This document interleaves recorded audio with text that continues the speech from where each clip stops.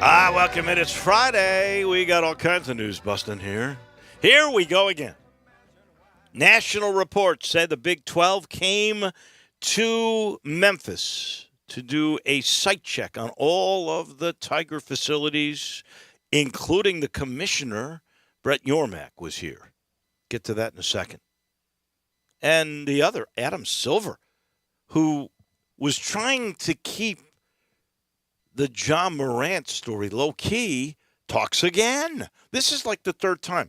Before Game 1, before Game 3, now on the Dan Patrick Show. We get into that in just a second. And the final bit of news is a good friend of mine. I hate this is happening, but he got a great offer from his alma mater. Adam Walker, who's been the Associate Athletic Director in charge of basketball, got a offer he couldn't refuse from Kansas State. You know, he was a track guy for Kansas State. And they called him home. He's going to be, I think, the head of the entire alumni association. It's a good job, good deal for him. So he will be leaving. So Laird Veach is on quick dial with a lot of people. He's got to get a baseball coach. Now he's got to get a associate athletic director in charge of basketball. So those are the stories we're talking about. Let's go to the one that everybody is buzzing about. And I don't blame them. And honestly, I sure hope this report is true. I mean, if Memphis got into the Big 12, it would be the best story for the University of Memphis since the old Metro days. Honestly. Because the TV money would get you into the 40, would literally be 6 times the amount of money you're making now. You'd be playing a great schedule that would have everybody excited. Can you imagine playing Kansas? Can you imagine in basketball, can you imagine Texas Tech and Baylor every year coming to your place? And same thing for football? Oh, my gosh. And the money. You wouldn't have to sweat out everything you do anymore. You wouldn't be going to your donors every moment to say, can you help us? It would be godsend. So, yes, I hope that this is the truth. Now, I don't believe it till I see it, but I really hope that is the case. So there was a national report that has been quoted by local reporters here. They didn't break this story. This comes from a national report, remember, that says the commissioner was here. They flew in under the radar. They met with city officials and a select number of regents.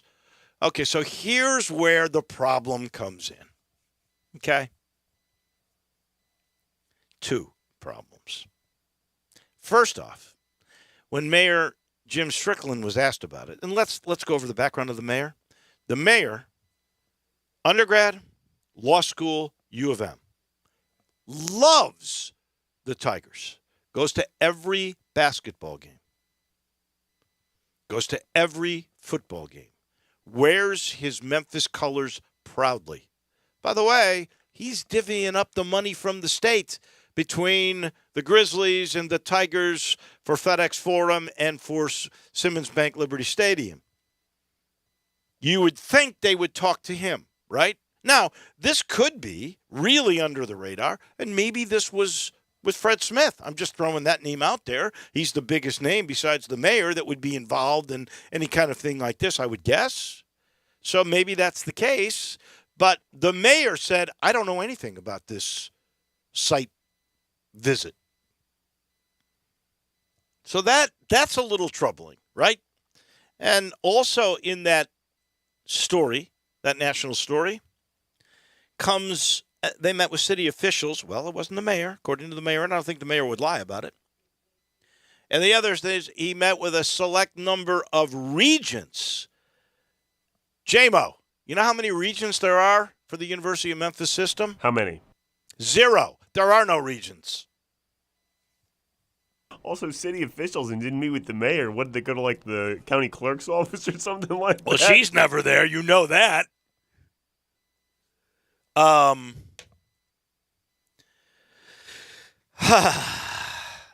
So, again, I'm really hoping this is right. And maybe everybody's being coy. But I repeat, I'll believe it when I see it. Because this could be the greatest thing ever. And if there was a visit, that's big. because the last time there was an expansion round, when they went with Houston and UCF and Cincinnati and BYU, they never visited. And by the way, about 2 or 3 weeks after visiting those other schools, they named it. So if indeed there was a visit, this is incredible. Incredible. But again, 2 problems with this story. The mayor didn't know, and there are no regions. I'll tell you one thing that scares me, too, and maybe this is just PTSD based on what's happened in the past, too, but it would kind of scare me as a supporter of the University of Memphis if they did get the call from the Big 12. Okay, well, what kind of Big 12 are we looking at? Are certain schools maybe going to jump to the Big 10 or the SEC? No, I think the Big 12, as it stands, losing Texas and Oklahoma is pretty solid. I think what's going to happen is I think Colorado is going to come in. Now, will the Arizona State and Arizona come in? That is, Utah could come in to go with BYU.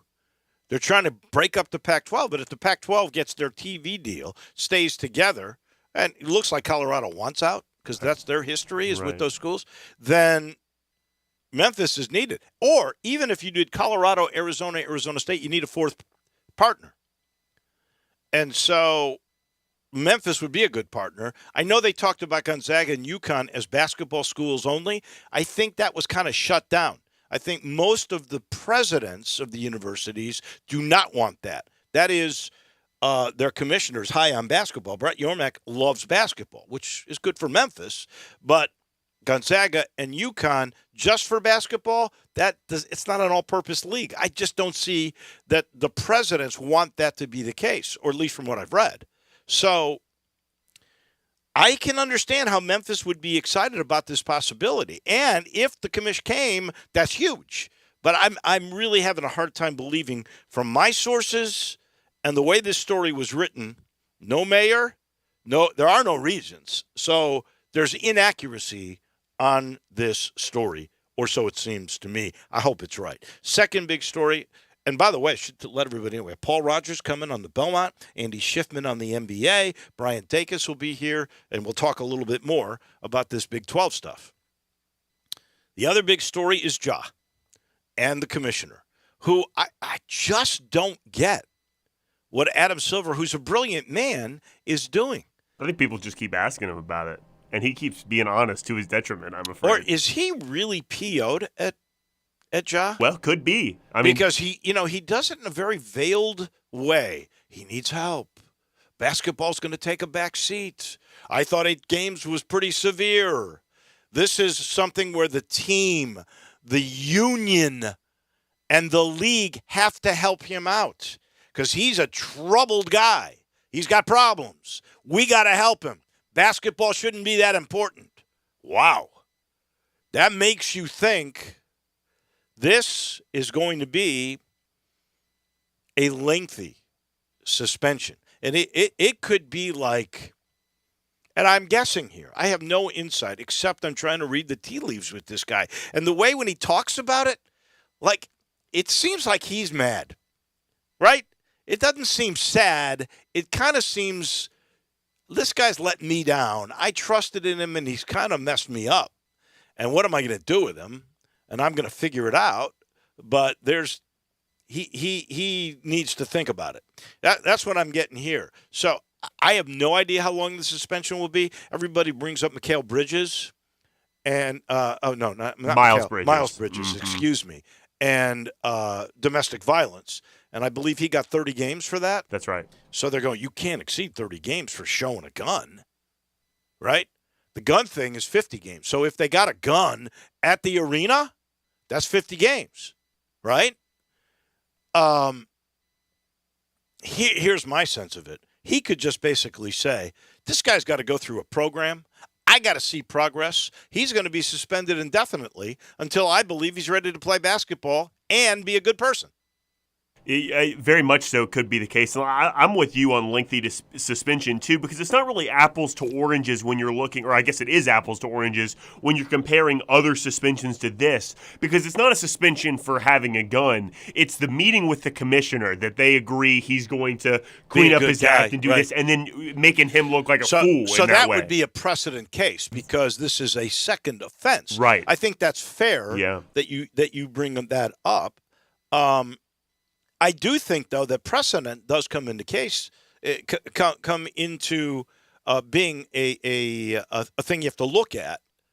That's a little twist and a turn there that is true. I don't remember a guy meeting with the commissioner, getting a penalty, and then doing the same exact thing, right? So that makes it a little bit different. But still, waving a gun around, no firing, nothing illegal, and beating up your significant other, that is different. Very much so. And I think we would all agree on which one is way worse than the other one. Yeah. So I'm not sure how he's going to handle it.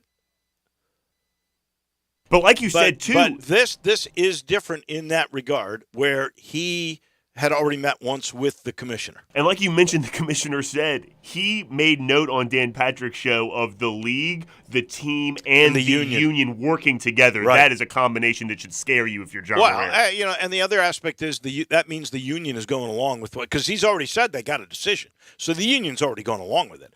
And it could very well be the way he's talking, hey, I'm suspending him indefinitely till I see progress. I don't know that. But, man, you can read the tea leaves and see that as a possibility. Who knows? We'll find out when this series is over. And we do have game 4, tonight. Big in one. Miami. Well, if Denver's going to win in 5, like I said, they got to win this one.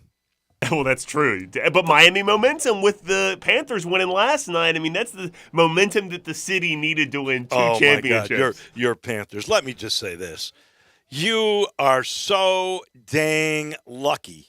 It's hockey, You are so dang lucky. Puck bounces your way. Because for 58 of the 60 minutes, the Vegas Knights dominated the Panthers. The Vegas Knights are better than the Panthers. I hate to say it. They are. And it's 2-1 now. I've got a feeling. I thought they'd win last night, and they should have won last night.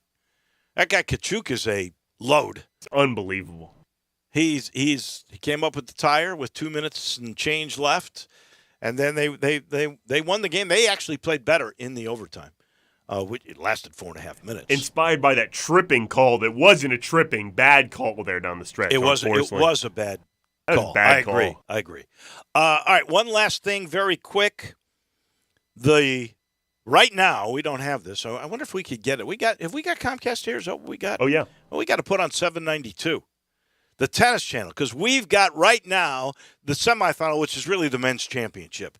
It's the present versus the future. Right now, Novak Djokovic is taking on Carlos Alcaraz. Alcaraz is actually the number 1 seed, the number 1 player in the world. He's this young phenom that came on at the end last year. He's going to be the next great thing in tennis. I mean, he's going to be a guy that can win the kind of majors that we saw from the big 3, I think. I think he's incredible. And he's now taking on Djokovic. Djokovic won the first set 6-3. The second set is 6-5 Alcaraz with the Joker serving right now. That is big, big stuff. All right. Let me tell you, I'm sitting in the Family Leisure Studios, and I'm really happy about the Come Out and Play sale. It's on now until the 25th, so you got about 2.5 more weeks to get out there. School's out. It's time to get out of the house. Enjoy your backyard with a new pool. They started under $2,500. Play gyms are 30% off. Huge selection of in-stock patio furniture and spas, and they're all $1,000 off with special financing available. Please go see my friends at Family Leisure. And our title sponsor, it's Homer Skelton Hyundai in Olive Branch. That is where you will see a Genesis G70. You'll see the rocket ship. It's a little sedan with luxury. You're going to love it. But the best part of all that is now they'll pay you to do business with them. If you will agree, and go see Vinny Gerard about all this, if you will agree to finance with Genesis, they give you a $1,000 rebate on the G70. Go see Vinny. Tell them we sent you. They're paying you to do business at Homer Skelton Hyundai. Always a pleasure to talk with my friend, the voice of the Louisville Cardinals, and our analyst on the Triple Crown. That would be Paul Rogers. How are you, my friend? Doing well, Dave. How's it going down there? It's good. Are you breathing the air okay? You're Yeah. not in New York, which they almost canceled this thing. They're not going. They to did. They canceled racing yesterday. Right. They weren't sure about today or tomorrow, but apparently it has cleared out significantly, and they're back on. They are racing today. We've had a little bit of it. It's been, kind of hazy, smoggy look. Oh yeah. But not severe here, and seems to be a little clearer today as well. Isn't that weird? Never seen anything like that. Well, it's a weird weather pattern, and according to Al Roker on the Today Show this morning, it is due to global warming, and then you have the fires that are coming out of Canada. And that's what's doing it. We've had it here. Actually, we had an code orange air quality yesterday. I don't know what it is today. I can tell you this, though. Last night, the sunset was so cool because of it. Yeah, it does make for some pretty pictures. Maybe you don't want to breathe it in, but it looks good. All right, we got a 9-horse field for the longest race that these horses will ever have. That is what the Belmont is known for. Forte, who was scratched from the Derby, is the favorite at 5-2.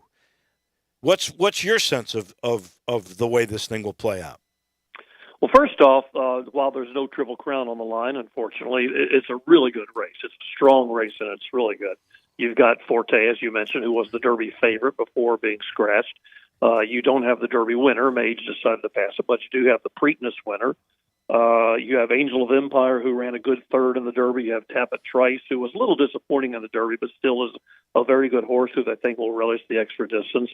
And then you got some up-and-comers who, haven't necessarily passed the test at this level, but are going to give it a try. A horse I'm really intrigued by, in fact, to kind of give it away early, I think I'm going to pick just a little bit on a whim, is not a big long shot, but kind of a mid-price long shot, Arcangelo, who won the Peter Pan his last race. He's a son of Arrogate, who was a really good horse, and he's only raced 4 times, but he's gotten better, faster each time, and was a nice winner of the Peter Pan, which is often used as a prep for this race. And I think I'm going to take him, even though you can't knock Forte. I mean, he's done nothing wrong. His only loss was almost a year ago, and that was a 2-year-old 6-furlong sprint, which is pretty much irrelevant to what's going on now with him. He's been so good and so consistent. So certainly he's right there. National Treasure, who won the Preakness and got an easy, uncontested lead. If that happens again, he'll be dangerous. I don't think that's going to happen, although there's really not a lot of obvious speed to run with him early, unless maybe Tapit Shoes, kind of a long shot, decides to run with him. So, like always, you're kind of trying to put the pieces of the puzzle together. What are the odds on Arcangelo? He's 8-1 morning line. Mm-hmm. The only there's a 10 hit show. Let's see, hit show is 10-1. Tapit Shoes is 20-1, and Il Miracolo is 30-1. So, and Red Route 1 is 15-1. So, like I say, he's kind of a mid-range long shot. I'm a little surprised National Treasure is so far down in the order, 5-1. Apparently, does not have closing speed. Is that what the issue might be? Because that horse won the last time out. Well, I think, sort of as I mentioned, most people aren't expecting him to get as easy a lead as he got in the Preakness. I mean, everybody thought he would go for the lead, and he did, and just nobody ran with him. And when you get a horse loose on a fairly slow, relaxed lead, that makes him dangerous, and indeed he was. He got pushed at the very end. He only won by a head, but he won. But I think people aren't really expecting him to get that easy a trip today. And, the distance might be a question, but it kind of is for everybody to some extent. So I just think people are he would have to validate that Preakness win and do it again. And I think that's something that looks like it won't be as easy to do this time. What about No Mage? Why not in this third race? I think they just decided he ran third in the Preakness, I believe. And at that point, they just decided, let's don't push him. Let's give him a little bit of a break and bring him back for the summer races, like probably the Travers, maybe the Haskell or a race like that somewhere. They're just getting a little break here. Well, you're still a Kentucky Derby winner. Would losing, and if you finish third in the second leg, your legacy is pretty set. I guess it's so grueling, and it's a mile and a half that you are you worried about the value of breeding after that? No, I don't think so. I think it's just a case of, we talk about this every year. The spacing of these races really does not fit the modern way of training.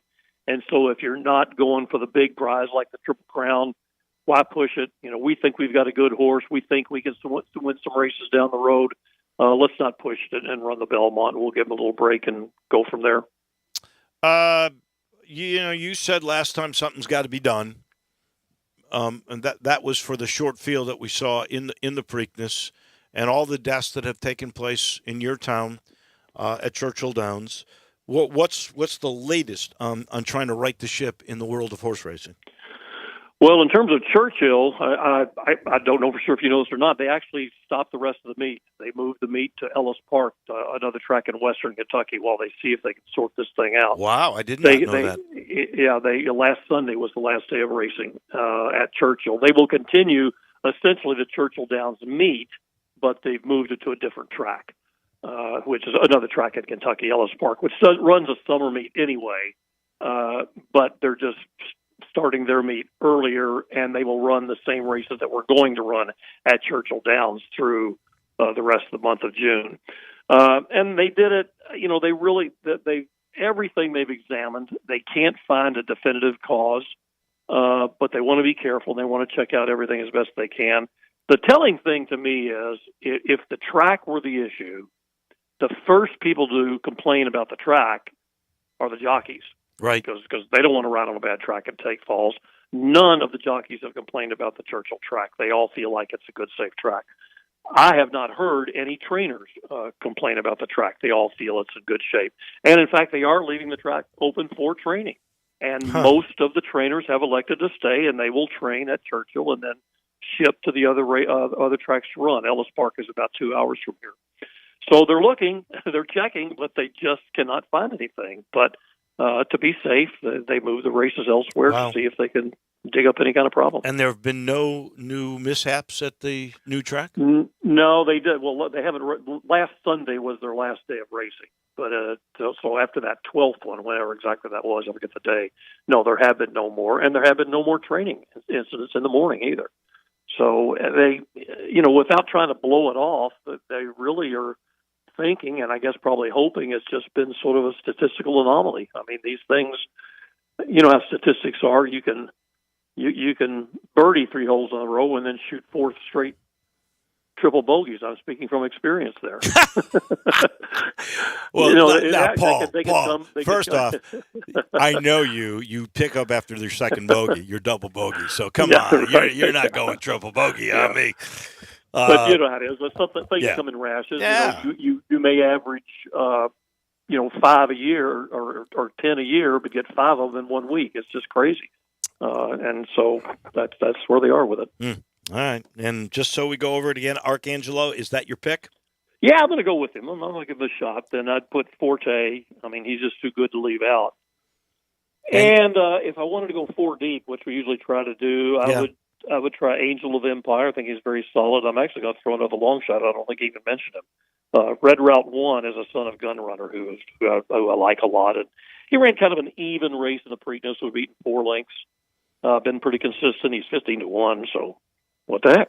Wow, you're going deep here. Red Route 1, Arcangelo to win it, and then Forte and Angel of Empire, you're skipping Tapit Trice and you're skipping National Treasure. Yeah, you can't include everybody. I do like him. I'm just not convinced National Treasure is going to get the trip he got before, and Tapit Trice's Derby disappointment bothers me a little bit. Although horses certainly are entitled to bounce back, so he could, but.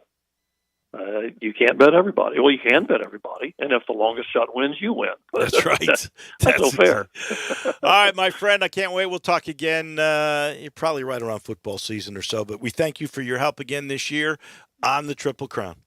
All right, see you, Dave. Thanks. Thank you. That is Paul Rogers, the voice of Louisville, our analyst on the Triple Crown. He's brought to you by Conway Services, Heating, Cooling, Plumbing, Electric, and you know that they've got the tune-up. That's really part of what they're known for, too. This super tune-up, $16.69, they're famous for it because they save you money in the long run. If you get the tune-up, your system's efficient. Saves money on your energy bill, Makes your system last longer, and you never worry about a costly breakdown right in the middle of summer. 384-3511, that's the number for Conway. And this portion of the show brought to you by the good folks at Grind City Brewing, all Memphis. That's where the brewery is, right on the river, just north of downtown. Beautiful building, great expanse outside, picnic tables. You can actually take a lunch out there. Go inside, grab a beer. Go get what the doctor ordered. Get a Poppy's Pills or maybe the Godhopper. New things, a new lager. It's an amber lager called Thaddeus. There's a Belgian-style wheat ale like Blue Moon. They're doing it in Memphis at Grind City with Belga. It's just terrific. It really is. The place is beautiful. Go visit it and then stock up on all the Grind City products. You'll be drinking all Memphis, and you will thank me later. We take a break. When we come back to Chicago, we'll get the take of Andy Schiffman on Ja and the commissioner, Adam Silver. He comes your way in a minute. Add a little fun to your lunch break. Join Johnny Radio for Sports 56 Happy Hour from 11 to 1 every weekday on Sports 56 and 98.5 FM. Whatever you do, don't buy an engagement ring or any piece of diamond jewelry until you discover the all-new Genesis Diamonds, opening very soon in Poplar Commons. Genesis Diamonds, no ordinary jewelry store. It's a global diamond powerhouse, started by former diamond wholesalers with rock-bottom prices on exquisite hand-selected diamonds and a selection that's up to 30 times other stores. This is a game changer for Memphis. The official jeweler of the Tennessee Titans has arrived with long overdue price relief. Genesis Diamonds guarantees to beat the price of any diamond you find at any other local jeweler. Period. Any size, any shape. Lab-grown or natural diamonds. Plus, at Genesis, you have access to the most sought-after ring designers in the world. Over 4,000 rings to choose from. All this plus a stunning showroom. Unbeatable warranties and guarantees. A no-holds-barred diamond education. No commission salespeople. And free service for life on any purchase. Genesis Diamonds. Opening very soon in Poplar Commons at Poplar and Perkins Extended. Genesis Diamonds, the official jeweler of the Tennessee Titans.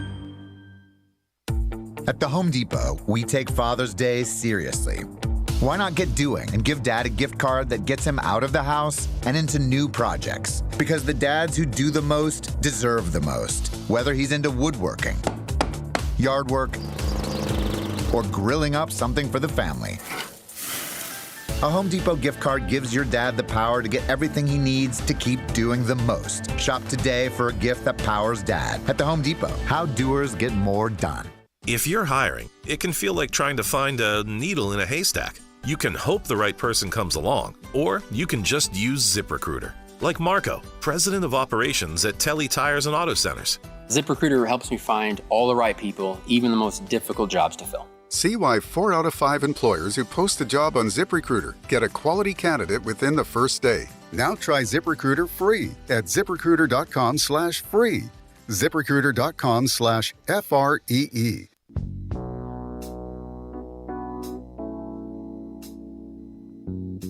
Now back to Wolo and Friends on Sports 56 and 98.5 FM, presented by Homer Skelton Hyundai. Here once again is the voice of the Tigers, Dave Woloshin. Welcome back in. There is a classic going on at Roland Garros at the moment. After Joker won 6-3 in the first, Alcaraz has come back. This is the present Joker versus the future Alcaraz. Alcaraz won set number 2, 7-5.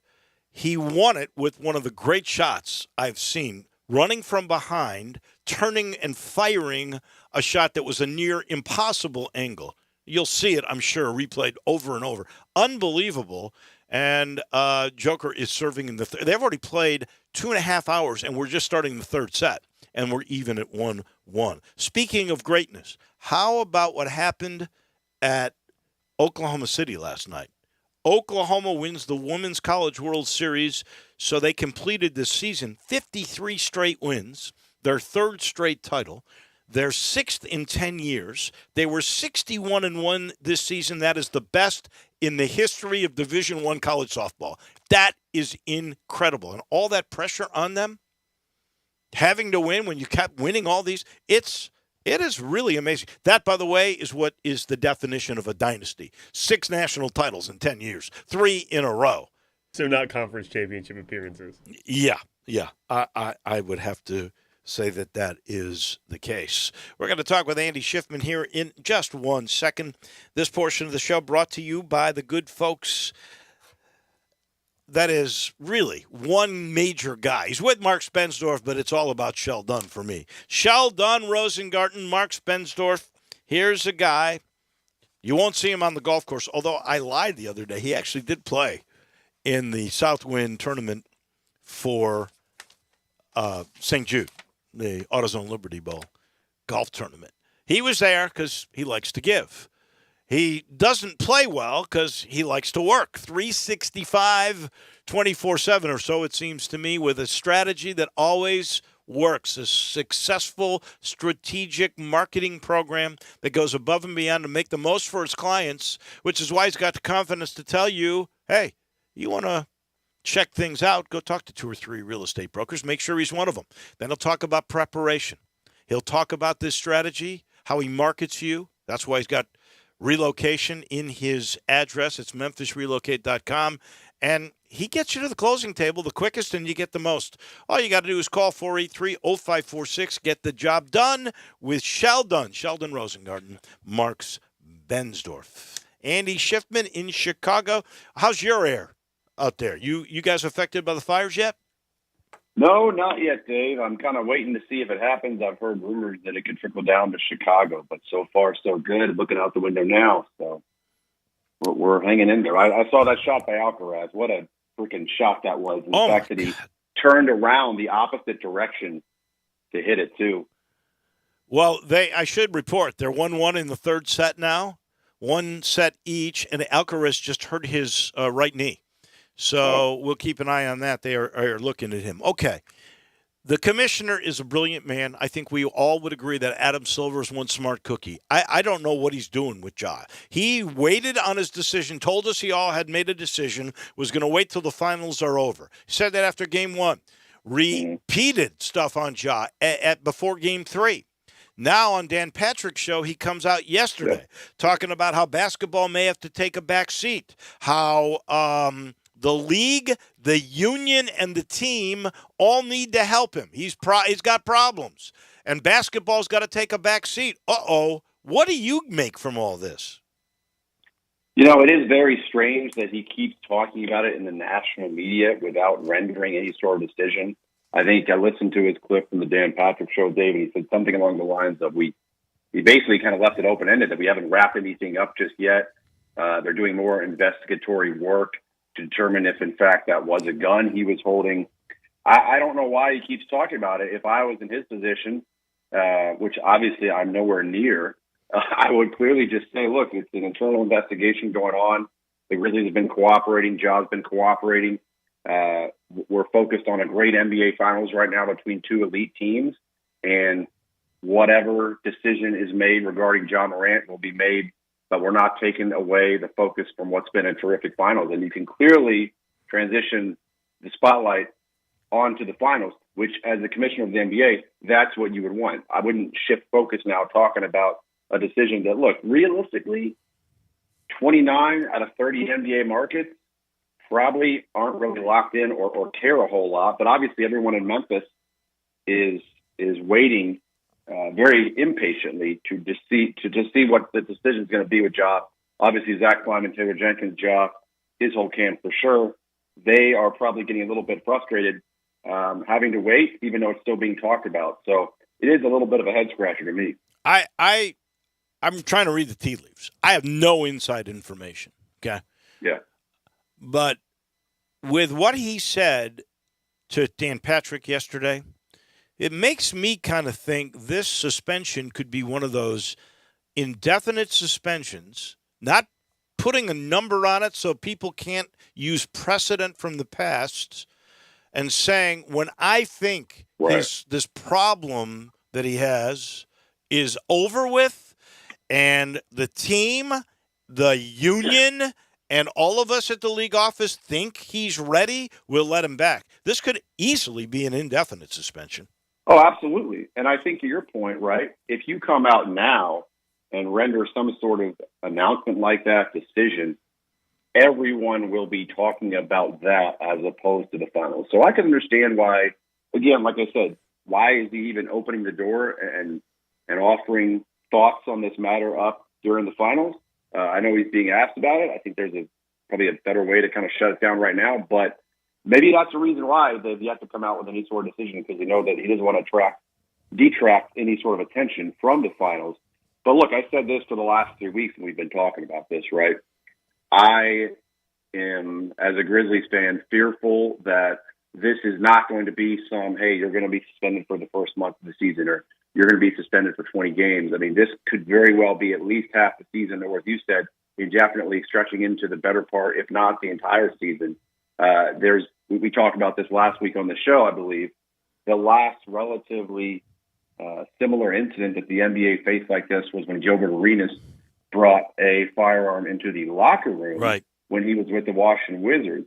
Now, obviously, if you ask me, that's definitely a little more extreme, having brought a gun into a team facility. But at the same time, it was a different era. I'm not saying it was okay back then, but in today's world, everybody and every major sports league and the media, everyone is significantly more sensitive to these issues. And now when you have a superstar, a mega superstar talent like Ja Morant, who is the franchise face of the Memphis Grizzlies and one of the top elite faces of the NBA, doing this now twice, I think it's pretty tantamount. It's pretty close to the level of, I would say, severity which Arenas did. I mean, it's different circumstances, but again, like, we were all hoping that, okay, Ja, you messed up back in the spring. You served your time. Let's say you served your suspension, and you were able to go out there and play to finish out the season in the playoffs. But then you do it again within a very short time period. Now it's a major problem. And also, he said through this investigation, they found additional information. What if that is there really was a gun in the Indiana Pacer deal down on the loading dock? Then that is bringing a gun to the stadium. Now you got 50 games as a precedent. Yeah, that I'm not sure. I don't want to speak on that because I don't know what this additional information is. But if you, hypothetically, if what you're saying is correct, absolutely. Now it's a major, major issue. And you've seen players be suspended for very long periods of time for violating the rules of the NBA and the ethics of the NBA. And you could see that with Ja. And again, very long periods of time, meaning at least a whole season. So I would not rule that out. It will be very interesting to see what happens. I think for sure, look, it'd be great to know, if you're Zach Kleiman, it'd be great to know the league's decision prior to the draft, June 22nd. I think that could have some, they could dictate your decision-making, but for sure, if I'm the Grizzlies, I'm pushing for some sort of clarity, some level of clarity before July 1 free agency hits, because that for sure could dictate how you operate, how you manage your roster, what you go after, what you need. Maybe you have to shuffle some pieces around. So I would imagine we'll have some sort of clarity this month from the league. All right, last thing, we got the finals going. Denver has regained home court advantage. This has been a very entertaining championship series thus far. Give me your take on what you think happens tonight. Well, look, it's funny, right? After game one, I was probably like everyone else out there, and we were all saying this thing could be over in 4 or 5 games. Denver is dominant. I did not see Miami winning game 2 in Denver at all. Me neither. The only thing I can think of is they adjusted. I think we talked about a couple of weeks ago, right?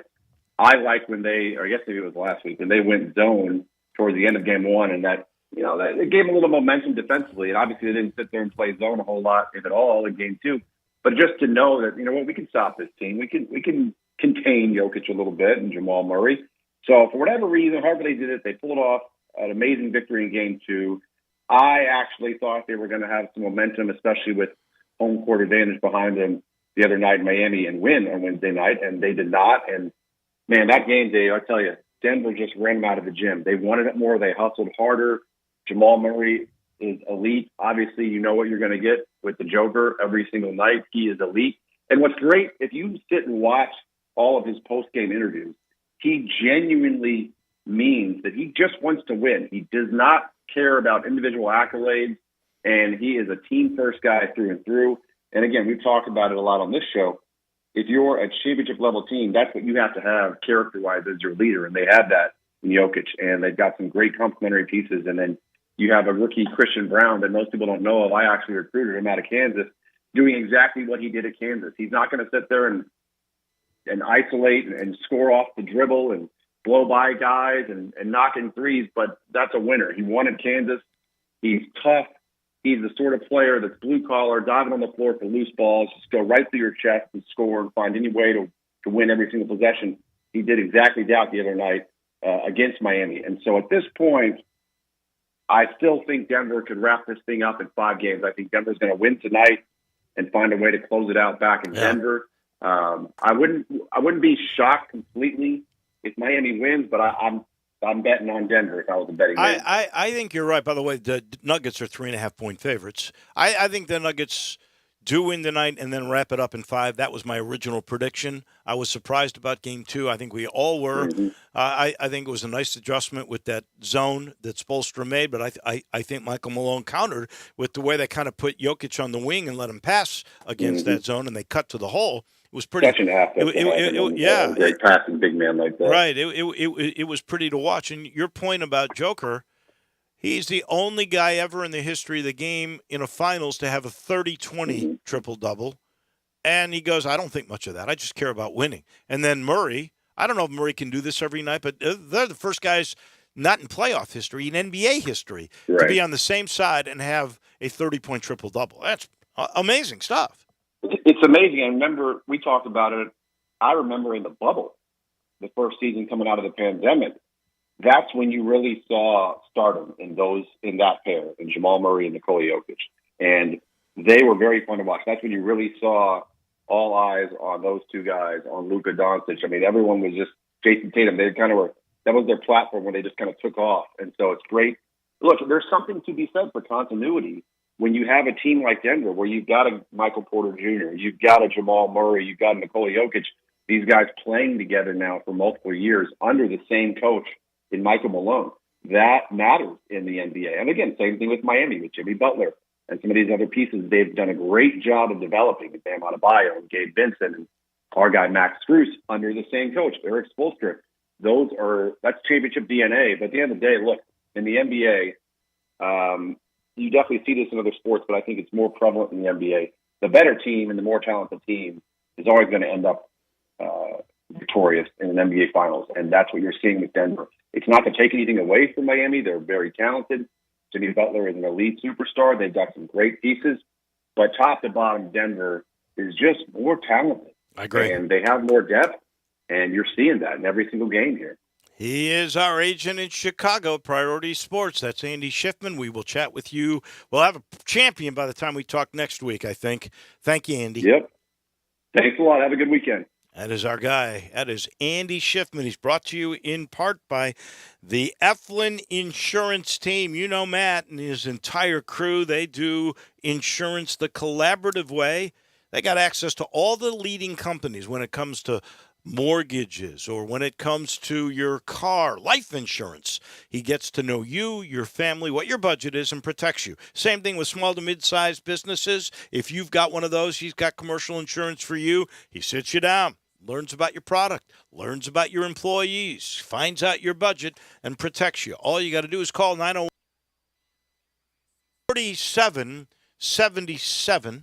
That's 901-386. He loves the Tigers, so he's got Gurr in there. 4777. And by the way, if you would like to go play some golf today, Miramichi's open. I know Greg Gaston, my buddy, he's going to go check out that beautiful back nine. He's going to play all 18. He's got a choice. He could go way back, play 7,200 yards. He better not. He needs to go up. There's a 6,200 tee box. There are 5 different tee boxes with which you can compete. And, by the way, new breakdowns on your rate. If you go in the morning, it's going to cost you more. But $10 cheaper from 12 to 3, $13 cheaper, 3 o'clock and more. And the best facilities to go practice, a great driving range. It's terrific. It's in Woodstock, 12 minutes north of downtown. Go see what I'm talking about. Go see the great Miramichi. Brian Dacus. Yeah, you hear him every afternoon. We're going to weigh in on the Big 12 here. In just a minute, Brian Dacus is next. Broadcasting from the Family Leisure Studio, we are Sports 56 and 98.5 FM.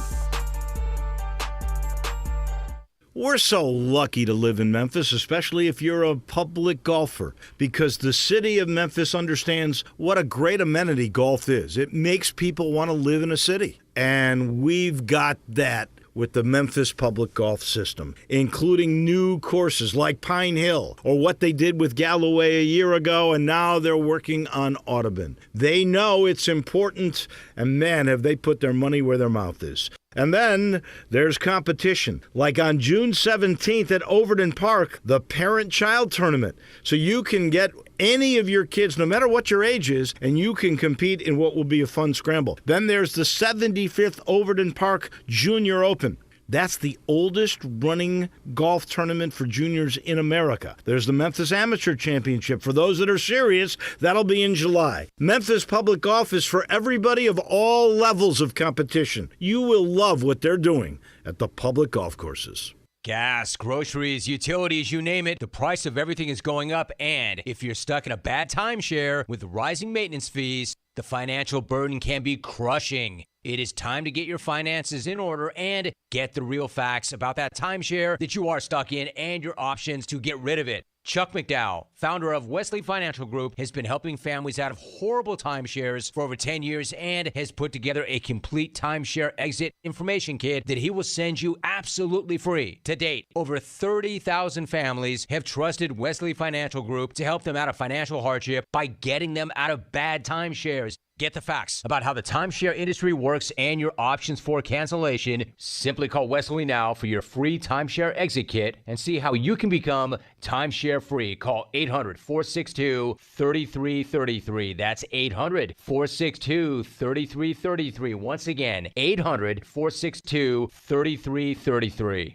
Simple, smooth, and every sip as easy as the last. Tito's handmade vodka tastes just as good with tap water as it does with your favorite mixer. Back in the day, Tito distilled, hand-bottled, taste-tested, sent to a few friends, then taste-tested again to give you the finest juice around. No frills, no flavors, no fancy labels, just the good stuff. Just Tito's. For recipes, videos, and more, visit Tito'sVodka.com. Distilled and bottled in Austin, Texas, 40% alcohol by volume, namely 80 proof, crafted to be savored responsibly.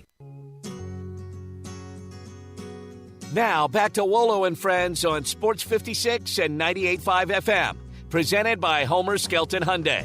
Here once again is the voice of the Tigers, Dave Woloshin. Alcaraz hurt his knee. He's just not the same. Junker's up 5-1. Alcaraz is serving to try to stay in set 3. But he doesn't look the same. Twisted his knee right after, I think, the second game of this third set. And he has not won a game since then. In the meantime, one little bit of information here. 901 FC just signed a guy named Emerson Heineman, who played for Stephen Glass, their coach, in Atlanta. He's got 51 MLS games, also played in the Scottish Premiership, and he is now going to be a midfielder for 901 FC. They just keep getting stronger and stronger and stronger. That is cool. All right, big news. Yesterday afternoon, we heard about this site visit. Maybe.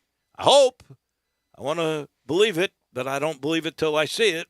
But the Big 12 was in town. Brian Dacus, who you hear every day from 3 to 6 with stats on Sports Time, he's in with us every Friday to talk a lot about the Tigers. What do you think? What's your perception of expansion of the Big 12 and the Tigers' opportunities? Yeah, I mean, I'm kind of like what you just said. I mean, I hope it happened. It seemed interesting. Those reports come out yesterday from a Twitter page, College AD, that I've never heard of before. What is college? Yeah, I was going to ask you, because you're, if anybody knows social media and you've written for all these different websites, you'd know it. You don't know it? I've never seen it before. Yesterday, when it kind of started circulating, people were retweeting it and stuff.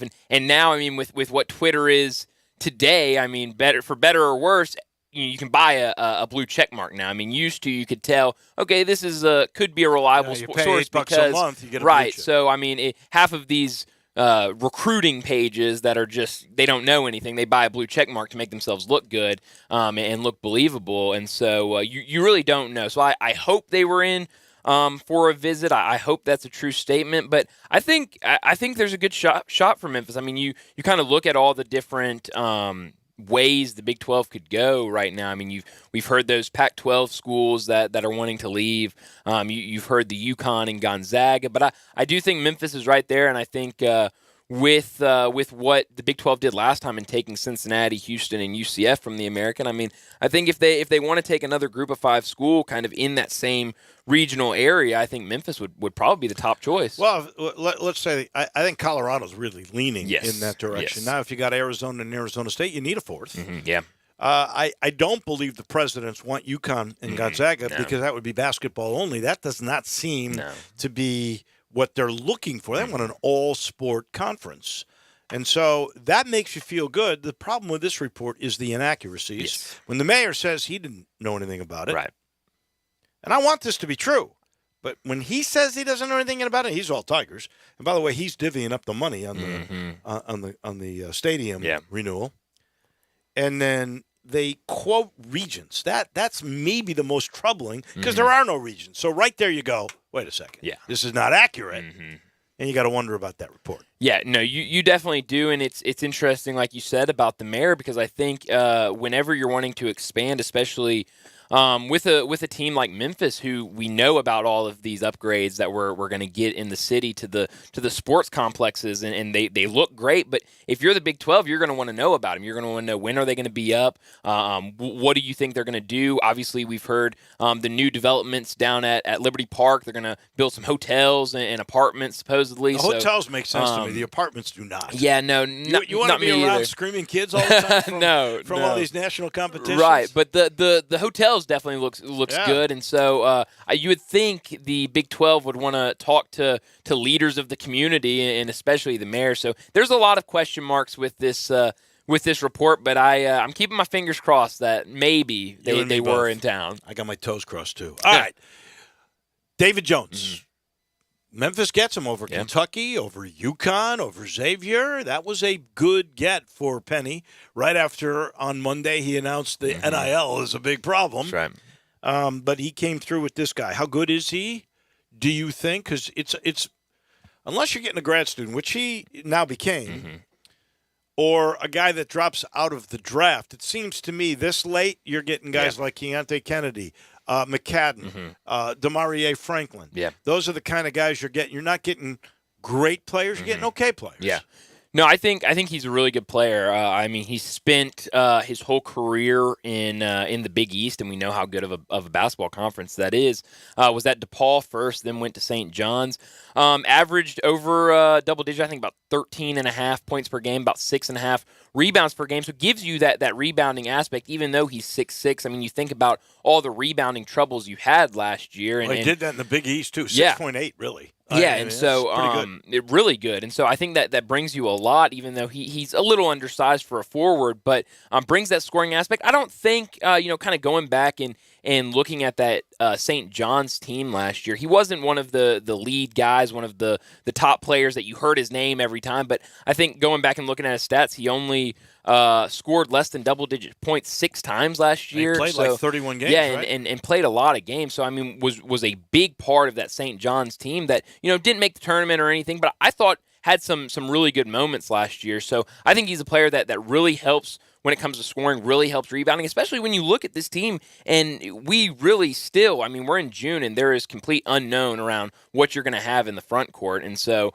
I think getting a guy that can give you some points and give you rebounds is definitely a huge addition. Well, I think you're counting on DeAndre Williams and maybe even Malcolm Dandridge coming back. Otherwise, that's it, right? I mean, we're done. Yeah, I mean, you got one scholarship open. I know everyone talks about the possibilities with Jaden and Ashton, and obviously we know they can work around scholarships, but we're getting close to you're only going to be able to add probably 1 or 2 more players this offseason. You pretty much have the bulk of your lineup right now. And who's out there to really add? Yeah, it's a good point. Yeah, that's the other big question. Unless there's a guy like Bates or Duran that reclassified, that's a great player that he could add. I don't know if there's anybody. That's your bailiwick. Yeah. Do you see anybody out there like that? I'll say there doesn't seem to be any high schoolers. I know Penny Hardaway was on with Greg and Eli last week earlier this week at the golf tournament. He pretty much said there's really no reclass guys out there that they're really looking at. It's really portal. I know Antonio Reeves, who was at Kentucky last year, and scored about 20 points, 23 points per game for Kentucky last year. He's taken summer classes up at Indiana State, I believe. And so a lot of people think he's trying to get his grades right to be able to get into his name's in the portal. And so a lot of people think he's trying to get those grades up so that he can transfer somewhere. Michigan's up there. Memphis is in the mix for him. So that's a guy to keep an eye on. What is he? He's a 6'4" guard. So average 20 points 2 years ago, 23 points last year for Kentucky. So, I mean, a guy that would definitely come in and give you a lot of scoring. But like you said, with the big man, it really doesn't look like there's anybody out there. I think you're definitely kind of putting all your money on either DeAndre or Malcolm coming back. Thank you, Bryant. We appreciate it. Have a great weekend. Thank you. That'll do it for us. Monday, we will be back with our usual cast of characters, including our friend Ted Butler on golf. Crazy week this week with golf and the Live and the merger. And wow, what a wild week. Big 12, Adam Silver and Ja. Man. Anyway, a lot of fun. Hope you enjoyed it. We'll be back next week. Have a great weekend, everybody. Johnny Radio comes your way in a minute.